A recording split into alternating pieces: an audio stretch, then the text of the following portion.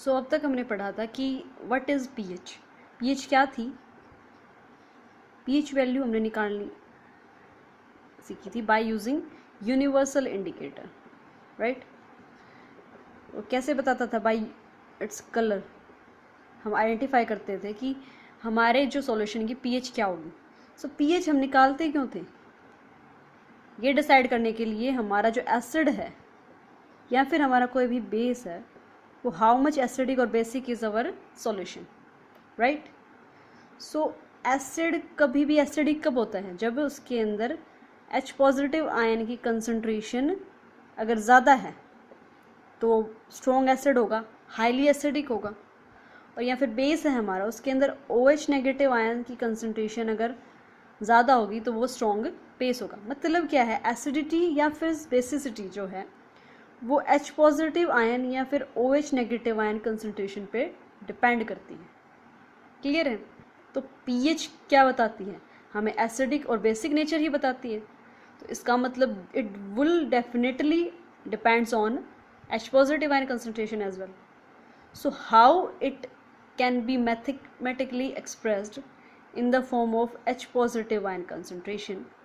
Now we will study about it. ठीक है, मतलब जो pH है वो H positive ion के ऊपर डिपेंड करती है, ये तो हमें पता है, लेकिन how much it depends directly और inversely। ठीक है, मतलब मैथमेटिकली हम कोई रिलेशन निकाल लें कि H पॉजिटिव आयन की कंसंट्रेशन के ऊपर जो pH डिपेंड करती है, तो मैथमेटिकली कोई भी रिलेशन निकाल लें कि H पॉजिटिव आयन कंसंट्रेशन हमें गिवन हो और हम pH निकाल पाएँ, या फिर pH हमें किसी भी सॉल्यूशन की गिवन हो तो हम H पॉजिटिव आयन कंसंट्रेशन हमारे सॉल्यूशन के अंदर निकाल सकें।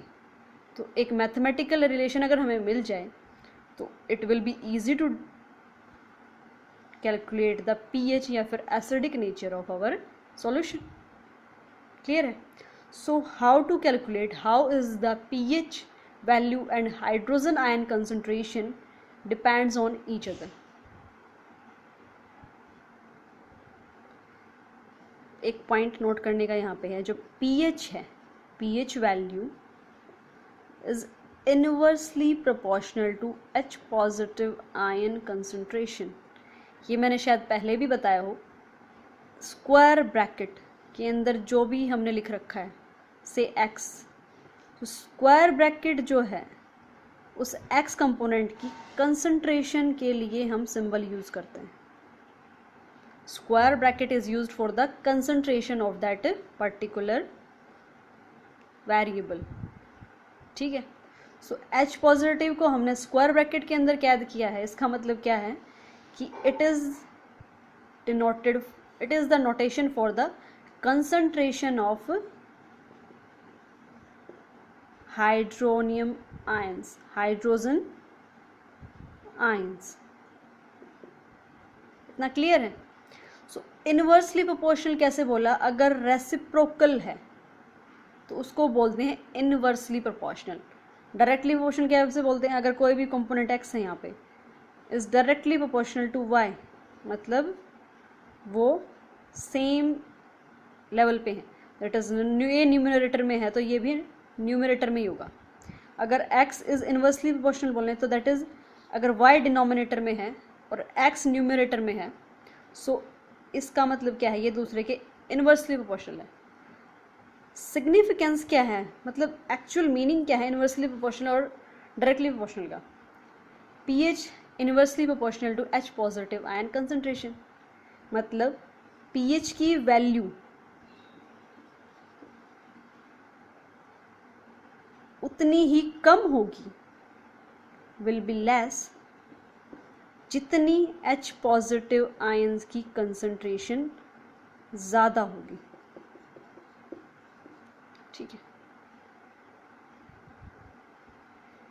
अगर हमारी pH की वैल्यू जितनी कम होगी उतनी ही H पॉजिटिव आयन कंसंट्रेशन ज़्यादा होगी। मतलब ये अगर इंक्रीज कर रहे हैं तो pH जो है वो डिक्रीज करेगी। अगर H पॉजिटिव आयन कंसंट्रेशन हमारे सॉल्यूशन के अंदर है वो बहुत ज़्यादा है, अगर H positive ion concentration increase कर रही है तो pH जो है हमारी डिक्रीज करेगी।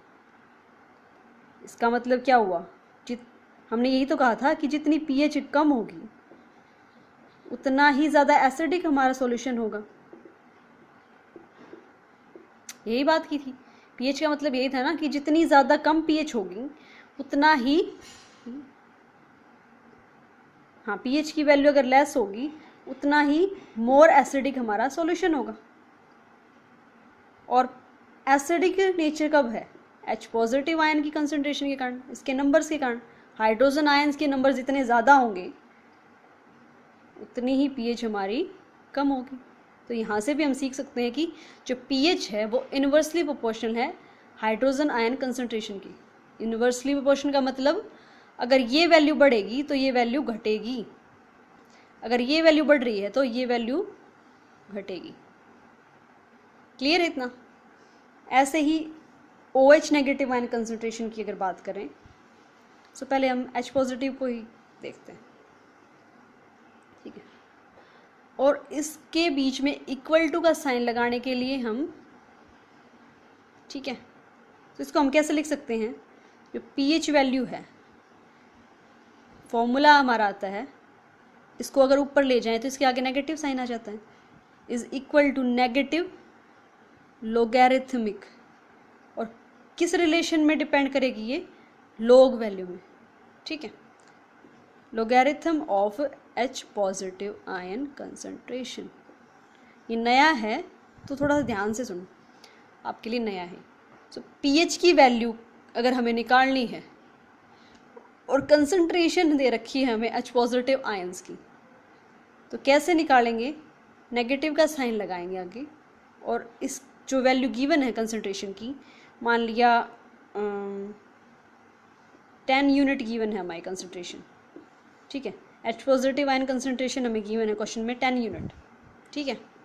सो पीएच क्या होगी हमारे सॉल्यूशन की? Minus log of 10,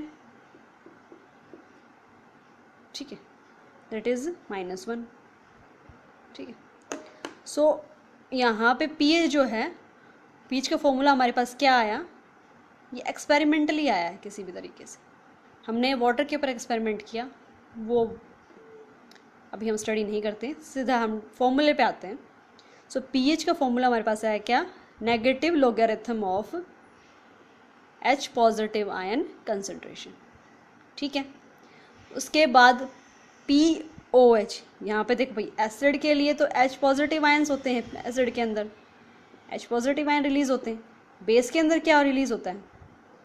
OH negative ions ना। सो POH लिखेंगे यहाँ पे, बेसिस के केस में हम क्या लिखेंगे? POH।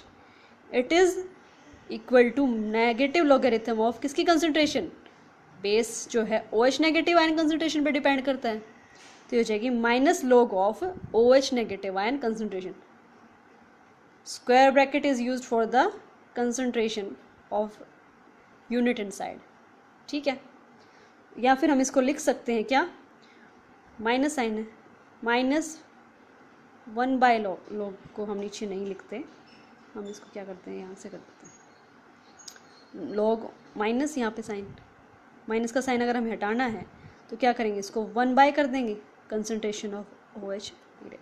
इसी तरह यहाँ पे इसको अगर हमें करना है तो कन्वर्ट, माइनस साइन को हटाना है तो क्या करेंगे? log of 1/H positive ion concentration, ठीक है। सो ये है हमारा मैथमेटिकल रिलेशन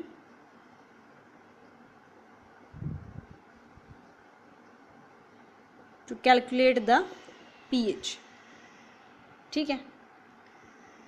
कुछ क्लियर हुआ? So pH, more the H positive ion concentration of a solution, lesser is the pH and more is the acidic solution is. जितनी ज़्यादा हमारी H पॉजिटिव आयन की कंसंट्रेशन होगी उतनी ही कम pH होगी।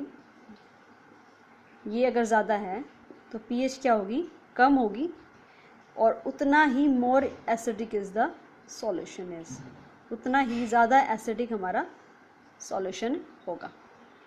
यही बात हमारे POH के केस में इम्प्लाई होती है। जितनी ज़्यादा OH नेगेटिव आयन की कंसंट्रेशन होगी उतना ही हमारा ज़्यादा स्ट्रॉन्ग बेस होगा, ठीक है। So we can calculate the pH या फिर pOH वैल्यू या फिर एसिडिक नेचर या फिर उसकी स्ट्रेंथ हम कह सकते हैं, स्ट्रेंथ ऑफ ए एसिड और strength of a base by using this mathematical relationship. We just have to calculate the log value of OH negative ion concentration या फिर H पॉजिटिव आयन कंसनट्रेशन, और ये हम फ़ोन का use करके निकाल सकते हैं. उसमें हमारे log वैल्यू कैलकुलेट करने के लिए ऑप्शन होता है. ठीक है. उसके बाद importance of pH in our daily life. Daily life में जो हमारी pH है वो काफ़ी इम्पोर्टेंट होती है. कैसे? डाइजेस्टिव सिस्टम है हमारा, जो हमारा डाइजेस्टिव सिस्टम है उसके अंदर जो हमारा स्टमक है वो क्या रिलीज़ करता है? HCl रिलीज़ करता है. HCl मतलब एसिड. तो हमारे स्टमक की pH क्या होगी? That will be below 7. ठीक है. सो हमारी जो स्टमक की pH है वो बिलो 7 होगी, क्योंकि एसिड की जो pH है वो क्या होती है? बिलो 7 होती. सो एक्सेसिव सिक्रेशन अगर हमारे स्टमक में एसिड का हो जाए तो उसको हम क्या बोलते हैं? एसिडिटी हो गई. ठीक है. और एसिडिटी को न्यूट्रलाइज करने के लिए या फिर हम उसको ट्रीट करने के लिए क्या यूज़ करते हैं? या तो हम बेकिंग सोडा यूज़ करते हैं या फिर क्या यूज़ करते हैं? इनो. ठीक है. Both are the bases. और हमने पढ़ा है कि एसिड और बेस को मिक्स करने से क्या होता है? सॉल्ट की फॉर्मेशन होती है, मतलब वो न्यूट्रलाइज हो जाता है. तो एसिडिटी कैसे ख़त्म होती है? By neutralization process. और एसिडिटी होती कैसी है? अगर हमारे स्टमक की pH बहुत ज़्यादा लो चली जाए या फिर हम कहें H पॉजिटिव आयन की सिक्रेशन ज़्यादा कर दे हमारा स्टमक, तो इंडाइजेशन क्रिएट होता है, उसको हम बोलते हैं एसिडिटी. ठीक है. और उसको ट्रीट करने के लिए हम कोई भी बेस लेते हैं जिस वजह से वो हमारा रिएक्ट करके एसिड के साथ कोई भी सॉल्ट या फिर वाटर की फॉर्मेशन करता है, और जिससे हमारी एसिडिटी में हमें रिलीफ मिलती. ठीक है. उसके बाद है pH change leads to tooth decay. हम क्या बोलते हैं? ज़्यादा मीठा खाने से टूथ डिके हो जाएगा. ठीक है. सो pH चेंज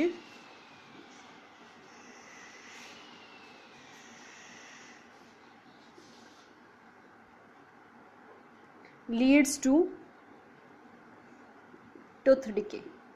अगर हमें हमारे माउथ की pH बहुत ज़्यादा लो चली जाए तो जो हमारे इनेमल की कोटिंग है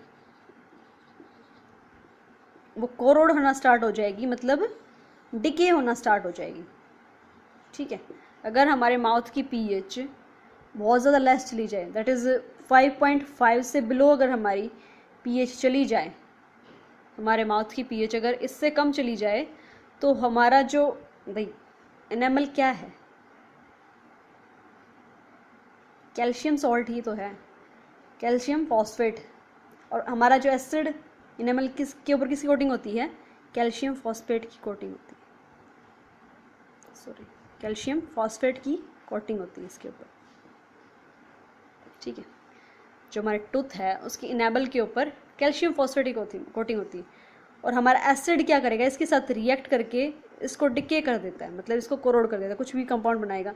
तो हमारे टिथ के ऊपर से तो ये कोटिंग हटेगी, जिसकी वजह से हमें जो सेंसिटिविटी होती है उसके बाद फर्दर हमारे जो टूथ हैं वो डिके होना स्टार्ट हो जाते हैं. ठीक है.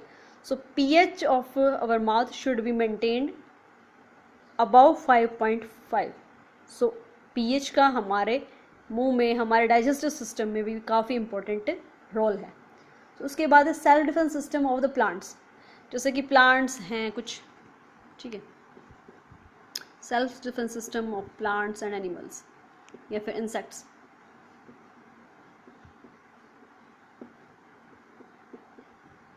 प्लांट्स और एनिमल्स या फिर कहीं हम इंसेक्ट्स. ठीक है.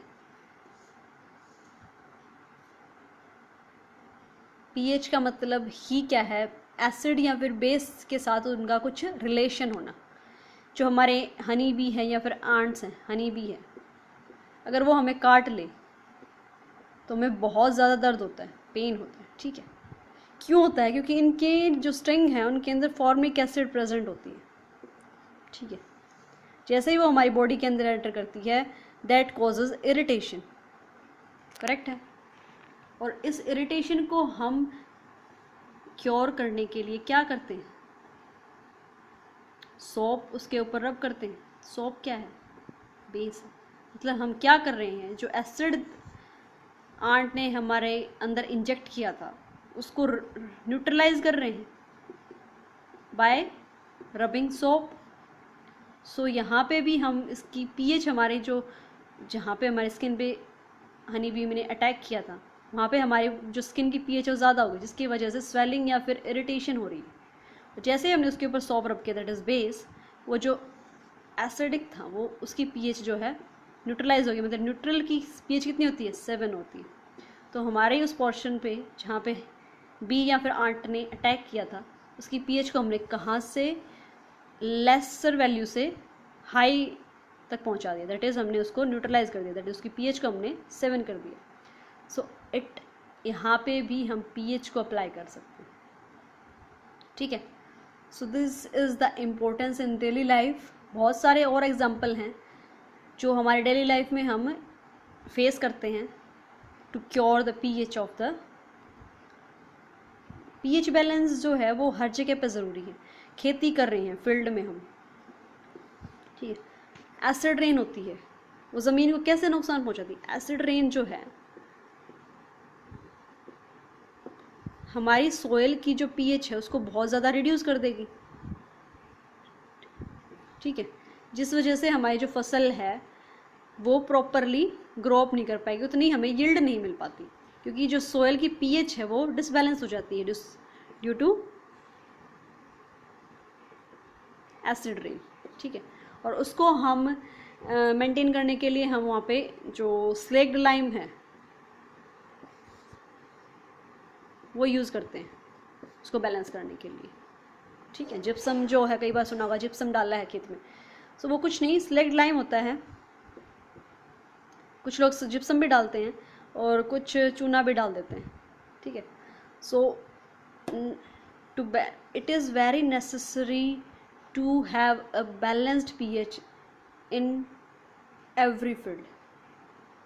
अगर कुछ प्लांट्स हैं, सोयल की पीएच भी प्लांट्स टू प्लांट्स चेंज होती है। कुछ प्लांट्स जो है हाई पीएच पे ग्रो करते हैं, कुछ मॉडरेट पे करते हैं, कुछ लो मतलब मॉडरेटली लो पीएच पे ग्रो करते हैं।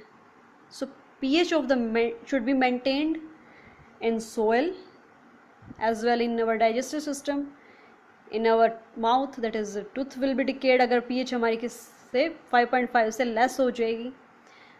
आंट्स अगर हमें इंजेक्ट कर दें फॉर्मिक एसिड तो भी हमारे स्किन की pH बढ़ जाती है, जिसके कारण हमें इरिटेशन होती है। सो pH should be maintained or balanced. So it's enough for today. Further we will learn tomorrow. Thank you.